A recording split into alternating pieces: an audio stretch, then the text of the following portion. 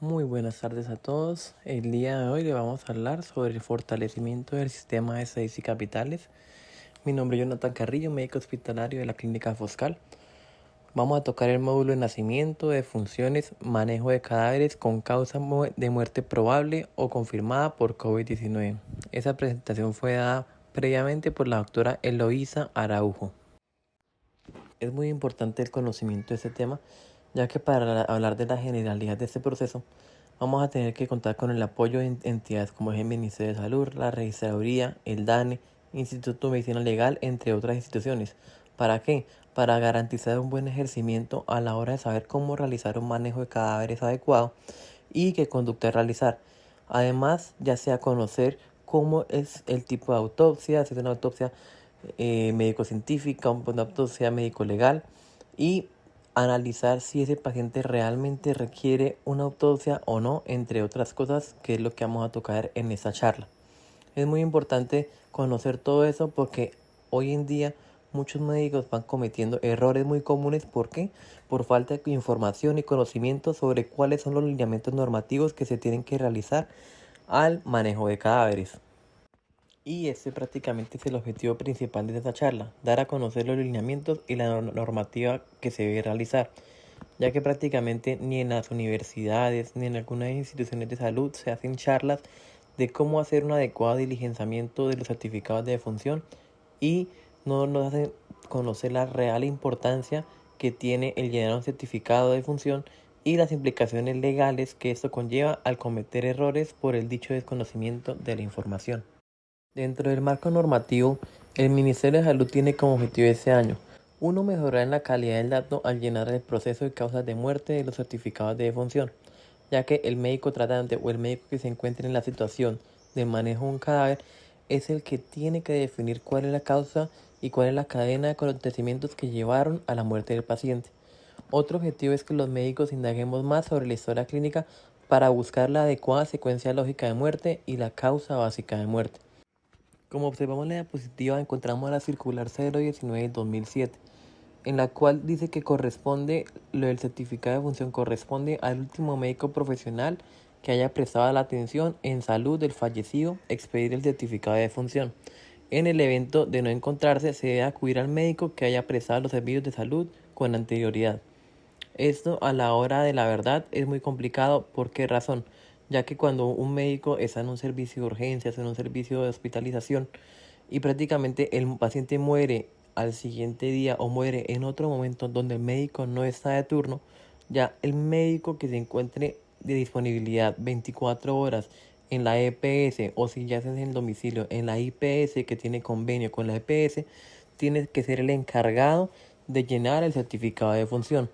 Y es muy importante aclarar que cuando son muertes en domicilios, antes de trasladar un cadáver a una funeraria, a otra institución, si muere en el domicilio, se contacta directamente la EPS con las IPS que tienen convenio para que en el lugar de los hechos que ocurrió la muerte se llene y se diligencie el certificado de defunción. Tal cual se evidencia, como les mencionaba, en el artículo 7 del decreto 1171 de 1997, donde la IPS que esté con convenio con la EPS tiene que garantizar durante las 24 horas del acontecimiento, las primeras 24 horas, debe generar o colocar un médico responsable para expedir esos dichos certificados de defunción. Es muy importante el último ítem que vemos en la diapositiva, que si el paciente fallece durante el traslado a otra IPS, la responsabilidad de expedir el certificado es la IPS que está refiriendo al paciente. Y es el encargado, ya que el médico que está refiriendo al paciente es el que conoce la historia del paciente, es el que prácticamente tiene una secuencia lógica de lo que ocurrió con el paciente.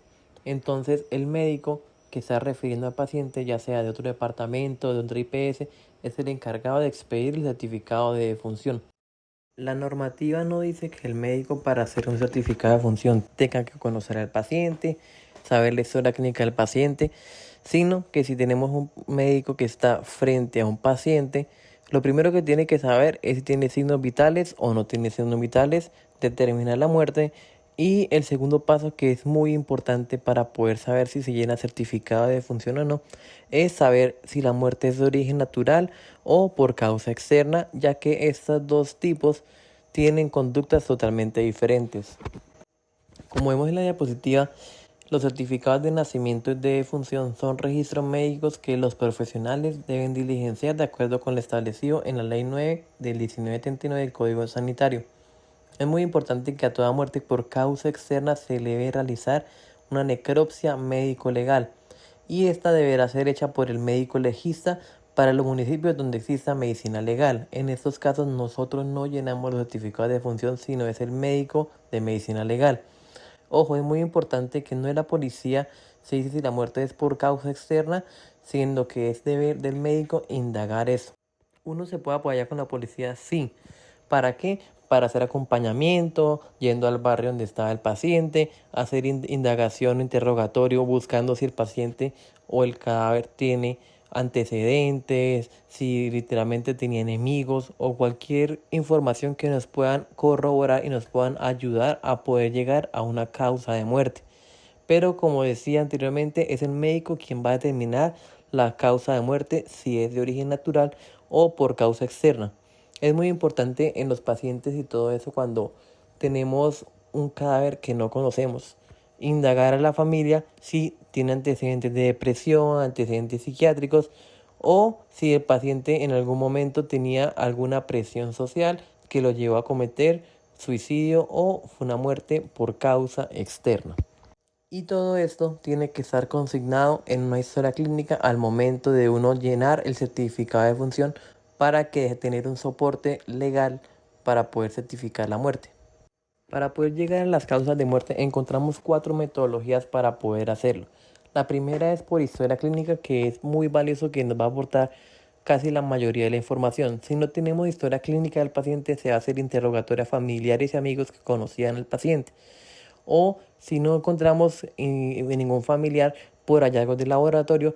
Y ya si no tenemos ninguno de los datos anteriores, vamos a hacerlo por la autopsia médico-científica. La certificación de defunción es muy importante hacerla dentro de las primeras 24 horas de la ocurrencia del hecho, según la ley 1260 de 1970, y es muy importante realizar necropsia médico-legal aunque la persona fallecida hubiese recibido atención médica por los hechos causantes si es una muerte por causa externa, según el decreto 0786 de 1990. También es importante que todas las muertes fetales, independientemente del tipo de gestación y el peso del bebé, deben ser registradas en el sistema. Ahora, para hablar de autopsia médico-científica, es, como les decía anteriormente, es el último recurso para poder indagar por qué murió el paciente realmente.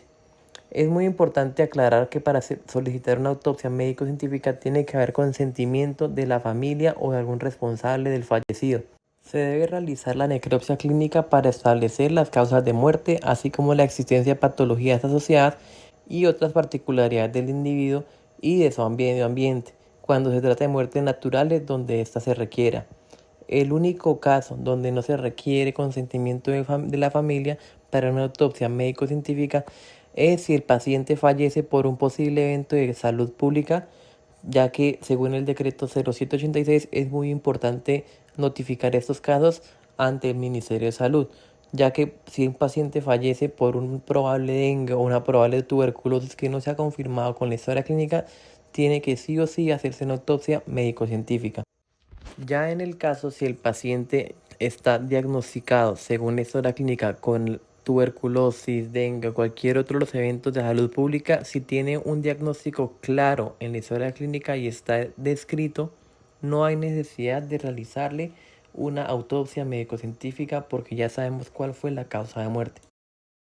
Para hablar de certificaciones de hechos vitales vamos a encontrar que son 3 instrumentos. Es un instrumento legal ya que constituyen la prueba de nacimiento o defunción para todos los efectos jurídicos y administrativos.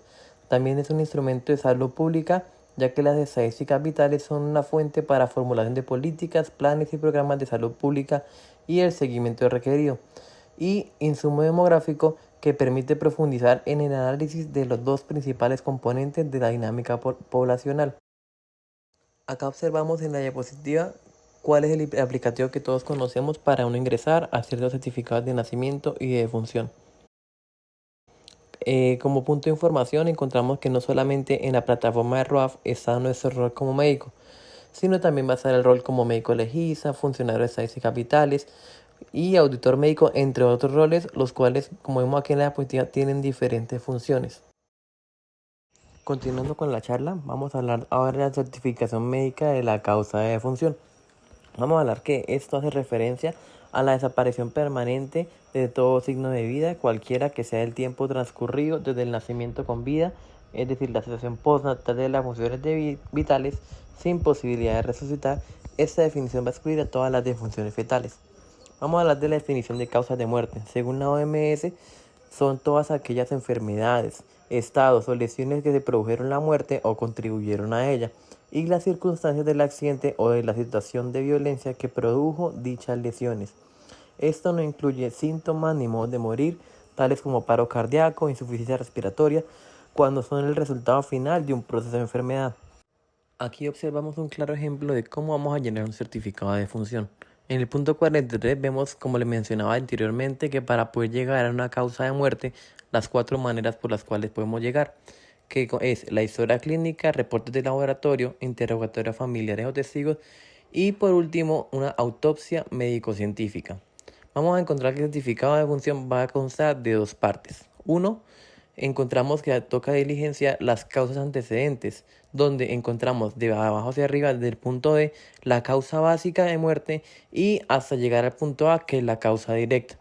Siempre en un certificado de defunción tiene que haber una causa básica de muerte.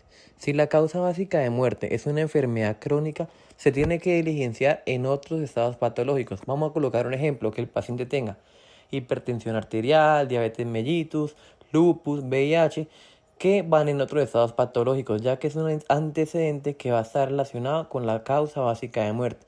Si vemos que ese antecedente no está relacionado con el proceso en el cual llevó a la mortalidad del paciente, no diligenciamos esto en el certificado de defunción. Ahora vamos a hablar de cada uno de los renglones de causa de muerte. En el renglón D vamos a encontrar que es la causa básica de muerte. ¿A qué se refiere esto? Es la enfermedad o lesión que inició la cadena de acontecimientos patológicos que condujeron a la muerte. Las circunstancias del accidente o la situación de violencia que produjo la lesión fatal según la OMS. Como les mencionaba, si la enfermedad del paciente contribuyó a la muerte, va en otros estados patológicos. Si no contribuyó, no hay necesidad de escribirlo en otros antecedentes. Por ejemplo, un paciente que haya muerto por infección por COVID, si el paciente tenía obesidad, vamos a encontrar que esto es un estado de morbilidad. Esto tiene que ir diligenciado en la parte de otros antecedentes, ya que va relacionado con la causa de muerte del paciente. A diferencia, si el mismo paciente que murió por COVID hace 5 días se fracturó el fémur o la tibia o el peroné hace 5 días y esto no tiene nada que ver con la causa básica de muerte que fue por COVID. Entonces, en este último caso no vamos a colocar eso en otros antecedentes patológicos, sino la enfermedad o la morbilidad que tiene que estar relacionada con la causa básica de muerte. Vamos acá a continuar con las causas básicas de muerte en la secuencia del renglón C o B. Esto hace referencia a las causas intermedias, es decir, se refiere a 2 o más afecciones o acontecimientos anotados en la línea sucesiva de la parte 1 del certificado, en la que cada afección es una causa aceptable de la registrada en la línea superior a ella. Es muy importante que aquí una enfermedad tiene que llevar a la otra enfermedad y que existe una secuencia lógica que conlleva la siguiente causa para que quede bien diligenciado el certificado de defunción. Continuamos con la causa directa que va en el renglón A. Ese renglón es el menos importante según lo que mencionó la doctora Eloisa en la charla, porque ese renglón no me va a aportar información concreta de la secuencia de muerte del paciente. Estadísticamente no es relevante saber si un paciente murió por un shock cardiogénico o por sepsis por pseudomonas multiresistente, ya que estadísticamente no aporta mucha información. Encontramos que en ese renglón se pueden colocar causas como choque neurogénico, cardiogénico, hipovolémico, séptico, traumático y anafiláctico. O lo otro que es una anoxia, si es anoxia anémica, mecánica, estancamiento o histotóxica. En esta diapositiva encontramos el enmascaramiento de la causa de muerte. Por ejemplo, la causa certificada de un paciente que murió por neumonía puede tener enmascarado un VIH de base. O si el paciente murió por una insuficiencia cardíaca, no tenemos que tener claridad si el paciente tenía hipertensión de base o tenía alguna otra causa que me conllevó a la falla cardíaca. O si un paciente murió por unas varices fosofágicas por una hemorragia digestiva, pero pues no está consignado en el certificado que tenía una cirrosis de base, que es muy importante para la secuencia de la enfermedad. Y es muy importante también colocar, si por ejemplo el paciente tuvo un accidente cerebrovascular, colocar el apellido del diagnóstico, si fue isquémico o hemorrágico o asociado a alguna crisis hipertensiva, ya que en el ejemplo del ACV encontramos que hay muchas patologías que me pueden causar esa enfermedad. En la siguiente diapositiva vamos a encontrar unos ejemplos de cómo se deben diligenciar correctamente uno de los certificados de defunción. Como observamos en la diapositiva, este paciente murió por una colelitiasis, que se lo lleva a una colangitis, que lo llevó posteriormente a una peritonitis, y esto me dio un origen de una causa directa de un shock séptico de origen abdominal. Este es un correcto ejemplo del cual cómo se llena un certificado de defunción. No como encontramos en la siguiente diapositiva, que es el shock séptico, pero pues no me especifica si es de origen abdominal o por peritonitis. Entonces aquí no sabemos y no tenemos claridad de qué fue lo que realmente me llevó a la causa de muerte del paciente y no tenemos una secuencia lógica. Y como observamos aquí en la diapositiva de shock séptico, podemos encontrar que puede ser causado por patologías abdominales como obstrucción, apendicitis, peritonitis, colelitiasis, colecistitis, o infecciones de piel de tejido subcutáneo, infecciones musculares, o infecciones del sistema nervioso central, como están consignadas en la diapositiva, o por factores predisponentes, ya sea por cáncer, diabetes, alguna enfermedad de base, por infecciones cardiovasculares, infecciones gastrointestinales o infecciones geniturinarias y respiratorias inferiores. Entonces es muy importante, si el paciente llegó a morir por shock séptico, colocar por qué o de qué origen es el shock por el cual murió el paciente. Encontramos en la siguiente diapositiva otro paciente que murió de un dengue grave, que eso lo llevó a una trombocitopenia y por último a una hemorragia cerebral. Encontramos que también ese paciente tenía de base una hipertensión. Como vemos, no tiene el renglón A diligenciado y está correcto el certificado de función. Podemos o no colocar en el renglón A también un shock neurogénico, que prácticamente no va a estar incorrecto por la secuencia básica, porque pues ya tenemos lo importante que es la causa básica, las causas intermedias y el antecedente, que prácticamente es la secuencia lógica de la muerte de ese paciente. Como observamos en la siguiente diapositiva, que solamente dice shock neurogénico en la causa directa y hemorragia cerebral. Aquí, como les decía, está incorrecto llenar el certificado así. 1, porque no tenemos una causa básica que se llena en el renglón D. 2, un shock neurogénico que me conlleva una hemorragia cerebral, pero pues no tenemos una secuencia lógica de enfermedad.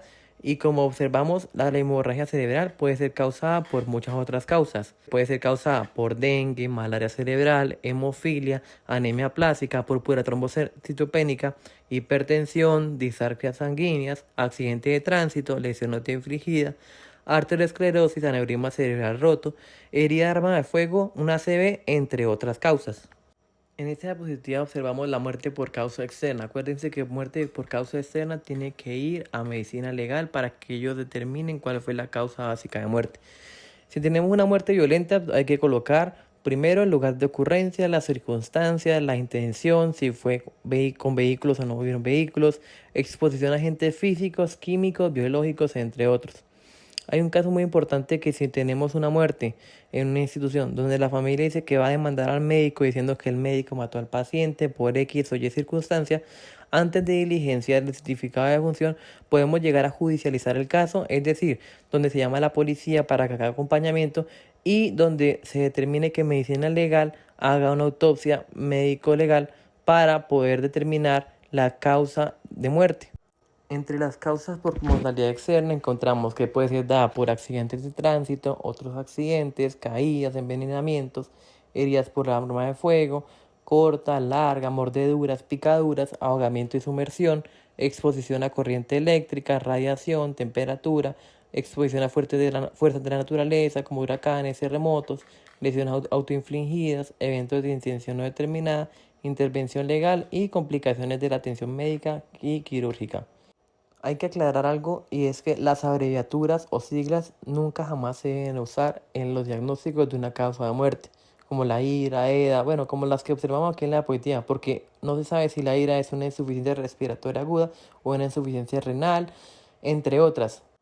Vamos a hablar ahora de los diagnósticos más definidos y o no precisos. Entonces, que en el certificado de función coloquen tumor. no es un diagnóstico correcto a menos que se mencione el sitio del tumor, la extensión del tumor y la naturaleza, si es maligno o benigno. Una malformación congénita sin especificación tampoco es un diagnóstico definido para poder colocar en el certificado de función.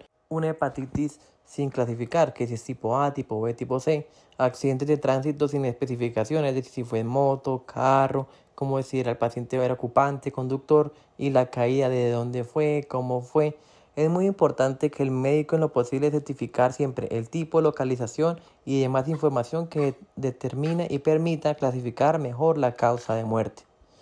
Entre otros diagnósticos mal definidos encontramos las causas más definidas, que uno nunca debe colocar que la causa básica, que el paciente murió por senilidad, paro cardíaco, hipotensión, insuficiencia respiratoria aguda, insuficiencia respiratoria, signos y síntomas de resultados de laboratorio. No son buenas causas, como les mencionaba, insuficiencias, falla cardíaca, hemorragias, anoxia, carcinomatosis, convulsiones o tumor. Si hacemos claridad y tenemos una causa de una insuficiencia o una hemorragia, tiene que estar bien definido de la causa que conllevó a esa insuficiencia o a esa hemorragia para que el certificado de función quede bien diligenciado. Los podemos colocar en el renglón B y C, como les colocaba el ejemplo anteriormente, un paciente que murió por una hemorragia de vías digestivas, que fueron por varices esofágicas, que fueron causadas por una cirrosis. O una insuficiencia respiratoria aguda que fue causada por una infección por COVID-19 o una neumonía nosocomial o una neumonía viral. En las recomendaciones para el certificado de función es muy importante, ya cuando antes se hacían los certificados de función de manera física, en letra legible, como les decía, no usar siglas ni abreviaturas, no usar más de un diagnóstico por línea. Procedimientos quirúrgicos se usa la patología originaria, no enmascarar una causa básica y no usar diagnósticos del CIE, se deben usar términos médicos. Diagnósticos de causa externa deben ser diligenciados por el médico legista y asegurarse que siempre en certificado de función hay una causa básica, que esta va a ser la que me hace encadenar el proceso de la muerte del paciente. Vamos a hablar ahora sobre las orientaciones para el manejo, traslado y disposición de cadáveres por SARS-CoV-2, es decir, COVID-19. Es muy importante saber en el certificado de función cómo es el caso, si es un caso sospechoso, probable o confirmado. Observamos que en la parte 1 se van a consignar las causas de defunción. Se disponen de 4 líneas o incisos que se encuentran numerados, como le mencioné, de la letra A a la D, que van desde la causa de antecedentes, que es la causa básica, hacia la causa directa. Si la cadena causal está correctamente diligenciada, el último renglón informado en la parte va a corresponder a la causa antecedente originaria. Y en la parte del certificado encontramos lo que son los otros estados patológicos que me van a contribuir a la muerte del paciente, pero que no están directamente relacionados con la enfermedad o el estado que la produjo. En el caso específico, en las muertes relacionadas con COVID, se tratan como comorbilidades que comprometen el estado de salud del paciente, tales como diabetes mellitus, hipertensión arterial, cáncer, obesidad, enfermedades inmunosupresoras, entre otras. Con el desarrollo de la pandemia podemos encontrar situaciones específicas relacionadas con la historia natural de la enfermedad por COVID-19 que requieren algunas recomendaciones en el momento de certificación, las cuales van a estar relacionadas con complicaciones, secuelas, recuperación y reinfección. Encontramos entre las complicaciones respiratorias como el síndrome de dificultad respiratoria al agudo, complicaciones neurológicas como accidentes cerebrovasculares, meningoencefalitis, complicaciones gastrointestinales como la hemorragia gastrointestinal, principalmente en niños, tromboembolismo y alteraciones de la coagulación, insuficiencia renal aguda, insuficiencia hepática, y en los niños y adolescentes se puede presentar un síndrome inflamatorio multisistémico como la enfermedad de Kawasaki. Por otro lado, encontramos muy importante el término de recuperación por COVID en el certificado de defunción en contexto de la enfermedad por COVID-19. Y esto va a hacer referencia a ¿qué? A un periodo donde existió una recuperación completa entre el inicio de los síntomas y la defunción. En los casos donde el médico determine que existió una recuperación completa del COVID-19, los diagnósticos relacionados con el COVID-19 se registran en la parte 2 en otros estados patológicos importantes y el certificado de función se considera una muerte no relacionada con COVID-19. En lo referente a la reinfección se debe tener en cuenta los siguientes conceptos. La reinfección se define como el proceso a través del cual una persona se infectó por SARS-CoV-2 y dejó de estar infectado y se vuelve a infectar nuevamente por SARS-CoV-2 o COVID-19. En la actualidad, Los criterios para definir si una persona se reinfectó o no están en constante revisión por parte de diferentes grupos académicos, científicos, y esos criterios se basan en aspectos epidemiológicos y microbiológicos. Se considera como un caso confirmado de reinfección si cumple con los criterios de caso sospechoso descritos en las guías de COVID que se han expuesto en otras ocasiones y si se evidencia una variabilidad genómica entre el virus del primer episodio infeccioso y el segundo episodio infeccioso. En la certificación médica de defunción y disposición final de un cadáver es importante en la parte del COVID, las personas que fueron infectadas por SARS-CoV-2 o COVID-19 si tienen una infección de leve a moderada y murieron por esto, más o menos son 10 días después, son contagiosas después del inicio de los síntomas, mientras que las personas que tuvieron una presentación grave o un estado de inmunosupresión severa pueden seguir siendo contagiosas hasta 20 días después del inicio de los síntomas. El concepto médico es fundamental para determinar si es o no un paciente potencialmente infectante sin importar el tiempo transcurrido desde el inicio de síntomas y la defunción, o si la instancia hospitalaria fue prolongada. De acuerdo con la definición del médico tratante, se aplican las orientaciones del manejo de cadáveres elaboradas por el Ministerio. Si es un caso activo de COVID-19, se deberán aplicar las restricciones necesarias. Si es un caso identificado como recuperado, se aplica el manejo convencional del cadáver y se podrán realizar honras fúnebres cumpliendo con los protocolos de bioseguridad establecidos por el Gobierno Nacional. Vamos a hablar de las diferencias en la construcción de la cadena causal de muertes por y con COVID-19 en el certificado de defunción. La OMS define una muerte por COVID-19 como la muerte resultante de una enfermedad clínicamente compatible con un caso de COVID-19 sospechoso, probable o confirmado, en donde no puede atribuirse a la muerte a otra enfermedad. En los casos de muerte por COVID-19, el diagnóstico sospechoso, probable o confirmado debe registrarse en la parte 1 del certificado de defunción, específicamente en la última línea informal, es decir, el renglón D. Las condiciones preexistentes o comorbilidades que contribuyeron y no tuvieron una incidencia directa en el desencadenamiento de la muerte serán registradas en la parte 2 del certificado de defunción. Si el paciente falleció por un diagnóstico de COVID-19 configurado como sospechoso, probable o confirmado, y existe una alternativa que explique mejor el por qué se produjo la muerte, en términos de relación con la cronología y causal, por ejemplo, que tuvo un trauma, un cáncer, comorbilidad o embarazo, se considera al paciente como una muerte con COVID-19 y el diagnóstico relacionado por el virus SARS-CoV-2 debe ser registrada en la segunda parte del certificado de función en como otros estados patológicos. La certificación de la muerte no naturales como suicidios, homicidios, accidentes, es competencia de medicina legal y ciencias forenses y consideran muertes con COVID-19 y certificarán a través de la plataforma que está ahí de acuerdo con las especificaciones mencionadas. Para hablar del diligenciamiento de las causas por muerte por COVID-19, vamos a llenar o completar un certificado de función, no se va a necesitar una orientación especial, ya que el COVID-19 se informa en un certificado de función como cualquier otra causa de muerte. La infección respiratoria puede evolucionar a neumonía, que puede evolucionar a una insuficiencia respiratoria y otras consecuencias, y se registra en las causas intervinientes como está en el certificado. En el caso de muertes maternas y fetales se debe relacionar el antecedente de COVID-19. En el caso específico de las defunciones fetales se debe relacionar el antecedente donde se establezca que hubo infección por COVID-19 en la madre. En cuanto a los pacientes con diagnóstico del síndrome post-COVID-19, entendido como los signos y síntomas que se desarrollan 12 semanas después de la infección y que no es atribuible a un diagnóstico alternativo, su fallecimiento se relacionará como una secuela debida al COVID-19. Las secuelas con el mayor riesgo de mortalidad documentado hasta ahora son fibrosis pulmonar y una enfermedad renal crónica. Aquí observamos uno de los ejemplos de un certificado de función con un paciente con COVID-19. Entonces en la causa D se coloca COVID-19 confirmado por laboratorio.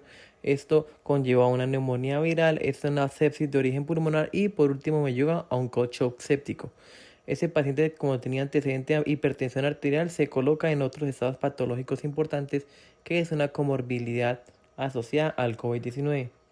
Encontramos en esta otra diapositiva en la causa y la causa básica que dice sospechoso de infección de respiratoria aguda por COVID-19. Esto fue debido a una neumonía viral, septicemia y a un choque séptico. Esto es otro ejemplo claro de un certificado que está bien diligenciado. Encontramos este certificado de función que la causa básica fue una hipertensión arterial. Eso me conllevó una enfermedad coronaria severa, un infarto agudo de miocardio y por último un choque cardiogénico.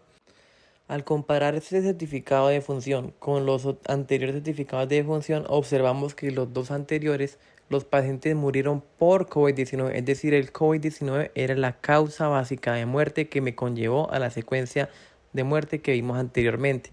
A diferencia de ese paciente, el paciente tenía COVID-19, pero el COVID-19 no fue la causa atribuible y la causa básica de muerte, sino que vemos que fue la hipertensión arterial que me conllevó a la enfermedad coronaria severa, entre las otras causas. Entonces, esa es la diferencia de un certificado de función diligenciado, muerte por COVID-19 y otro con COVID-19. Ahora vamos a hablar sobre la toma de muestra post-mortem. Ninguna restricción aplica para la toma de muestra post-mortem por hisopado nasofaringeo y muestras de sangre en la cavidad cardíaca en los casos de muertes por sospecha de SARS-CoV-2. La toma de la muestra post-mortem por hisopado nasofaringeo se debe realizar dentro de las primeras 6 horas para mayor probabilidad de hallazgo en el laboratorio. Se recomienda también remitir entre 5 a 10 mililitros de sangre obtenida mediante la punción cardíaca. El tiempo de la toma de la muestra no debe ser mayor a 60 minutos post-mortem. Observamos que en todo caso, las necresias clínicas o procedimientos post-mortem invasivos en pacientes negativos para infección de SARS-CoV-2 por método de identificación de PCR que se consideren necesarias para determinar la causa de muerte y que no sean casos de objeto de judicialización, se podrán realizar también de forma abreviada con técnicas de abordaje in situ, cumpliendo con los requerimientos de bioseguridad y personal y locativa por la morgue hospitalaria que se enumeran en el anexo 2 del capítulo del ministerio, y los fallecidos sin confirmación por negatividad para COVID-19 por PCR deben ser considerados como casos sospechosos para efectos de manejo de cuerpo y extremar medidas de EPPs. Y con esto damos finalizada la charla de hoy. Espero que todos los conceptos expuestos hayan quedado claros. Que tengan una feliz tarde.